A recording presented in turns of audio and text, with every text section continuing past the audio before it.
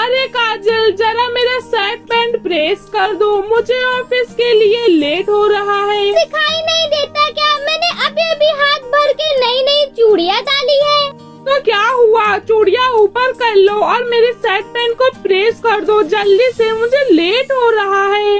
रुको, मैं गुंजन से करवाती हूँ। काजल अपनी देवरानी गुंजन के पास जाती है और कहती है, मैंने बहुत सारी नई नई चूड़ियाँ डाली है, तुम अपने जेठ जी के कपड़े प्रेस कर दो ना, उन्हें लेट हो रहा है। मैं दीदी कर देती हूँ। फिर देवरानी अपने जेठ के कपड़े प्रेस करके दे देती है। तभी सास मीना कहती है, अरे बड़ी बहू, दोनों बेटे ऑफिस चले गए, अब मुझे भी कोई चाय नाश्ता ला कर दे दो। सॉरी माँ जी, मैंने कुछ बनाया ही नहीं। अरे तुझे कोई काम याद रहता है या फिर नहीं गुंजन बहू?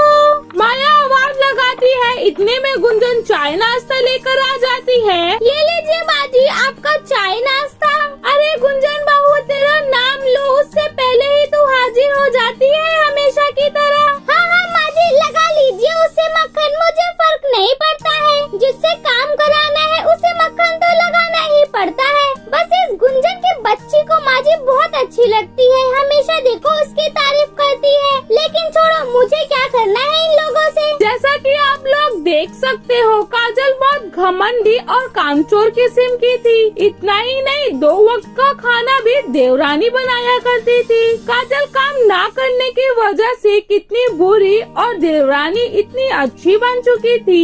अरे काजल बहू, किन ख्यालों में खोई हुई हो तुम? मैं कब से कह रही हूँ, दिवाली आने वाली है, दोनों मिलकर घर की साफ सफाई कर लो और सजावट की तैयारी भी कर लो। ओ माँ जी, हम कर लेंगे। अरे अरे, ये सब तो मेरे बस की बात ही नहीं है। जाले साफ करना, वो भी धूल मिट्टी से भरे हुए। तो ठीक है, मैं सारे घर की सफाई कर लेती हूँ। पुराने बर्तन को भी हटाना है, टूटे हुए जले हुए को बेचना है। आपने कहा था ना, उन सबको बेचकर हम नया बर्तन लेके आएंगे। उससे पहले जाले साफ कर लेना, वरना बर्तन गंदे हो जाएंगे। गुंजन, ठीक है दीदी, कर दूंगी। ये कहकर गुंजन सारे घर में साफ सफाई करने लग जाती है। वही मुंह बनाकर काजल सीढ़ियाँ साफ कर रही होती है। मेरा तो ये सब काम करने का मन ही नहीं कर रहा है, अभी से आलस आ रहा है। अरे बच्चे भी स्कूल से आते होंगे, जब तक हल्का हल्का चला लेती हूँ, एनर्जी भी खत्म नहीं होगी मेरी। तभी पास में खड़ी सास माया कहती है, अरे बहू, तू इतनी देर से एक सीढ़ी ही साफ कर रही है, वो भी इतने धीरे धीरे हाथों से। अगर ऐसे तू साफ करते रही ना, तो दिवाली हम अगले साल ही मना पाएंगे।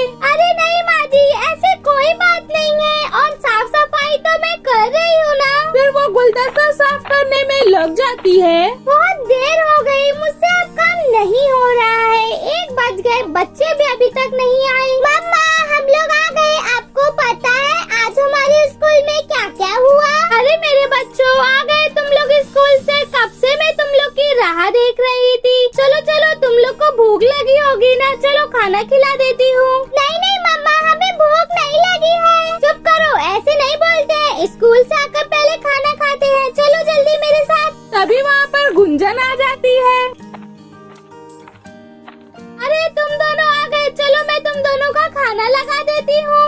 नहीं नहीं गुंजन, तुम अपना काम कर लो, बच्चे लोग को मैं देख लूंगी। मुझे ना इनके एग्जाम के बारे में भी बात करनी है। अच्छा सुनो ना, थोड़ा इधर उधर के जाले भी साफ कर लेना। मुझे इनकी पढ़ाई पे भी ध्यान देना है। तुम पूरे घर की सफाई कर लोगी ना?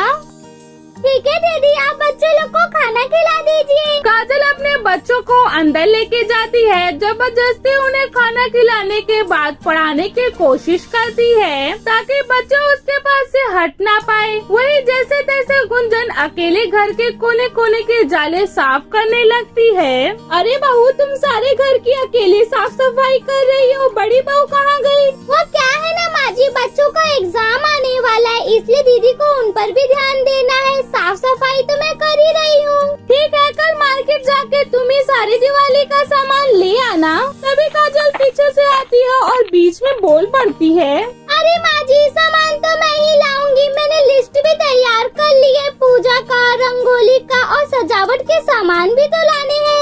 माँ जी, आपने कलर करने वालों को बुलाया नहीं घर पर कलर भी तो मनाना होगा। कौन देखेगा? गुंजन को ही तो देखना पड़ेगा। ठीक है बहू, मालिक को मैं बोल देती हूँ। मार्केट जाकर पहले अपने पेट पूजा के लिए मोमोज, बर्गर, पिज्जा खाती है, फिर मार्केट से सामान लेकर घर आती है, जिसके वजह से बिल्कुल भी वो घर के काम नहीं करती है। सारा काम देवरानी को करना पड़ता है। धनतेरस के दिन जब दोनों बहू रंगोली बना रही होती है तो सास माया कहती है, अरे काजल बहू, तुम क्या बच्चों की तरह रंगोली बना रही हो? गुंजन बहू को देखो कितनी अच्छी रंगोली बना रही है। दिवाली पर मेहमान भी आने वाले हैं तो अच्छे अच्छे पकवान बनाना है। बड़ी बहू तुम खीर, हलवा, पूरी ये सब बना लेना। छोटी बहू तुम पनीर की भाजी, फ्राई चावल और तंदूरी रोटी बना लेना।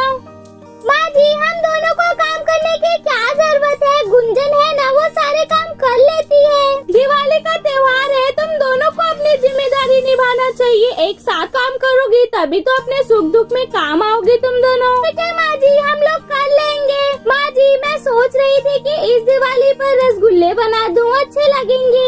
ठीक है बहू, तुम लोग को जो जो अच्छा लगा है वो भी बना लेना। दोनों बहू मिलकर दिवाली की सजावट कर लेती है, घर में पूरे लाइट लगा देती है। दिवाली के दिन मेहमान आते हैं, दोनों बहू मिलकर अपना अपना खाना बना रही होती है। ओहो, गुंजन को तो देखो कितना फटाफट सारा काम कर रही है। इससे आराम करने का मन नहीं करता है क्या? मैं तो सारे काम आराम से करूँगी, मुझे तो सारा काम वैसे भी आता है। दीदी जल्दी जल्दी कीजिए, बाहर मेहमान इंतजार कर रही है। माँ जी भी बोल रही है कि हमारे पास बस 1 घंटे बचे हुए हैं। तुम अपने काम पर ध्यान दो, मैं काम कर रही हूँ ना, मुझे बीच में बोला मत करो, मुझे पसंद नहीं है। चलो चलो अपना काम करो, मैं काम कर ही रही हूँ ना। कुछ ही देर में दोनों बहू अपना अपना खाना तैयार करके मेहमान के सामने परोस देते हैं। जैसे ही सब पहले काजल बहू के हाथ का खाना खाते हैं तो आए मेहमान गुस्से से कहते हैं, अरे बहू ये सब क्या है? कच्चा पक्का खाना बनाया है, तुम्हें खाना बनाने नहीं आता है क्या? बहू ये क्या है? तूने तो हलवे में भी इतना सारा शक्कर डाल दिए। तेरा ध्यान कहाँ था जब तू ये सब बना रही थी?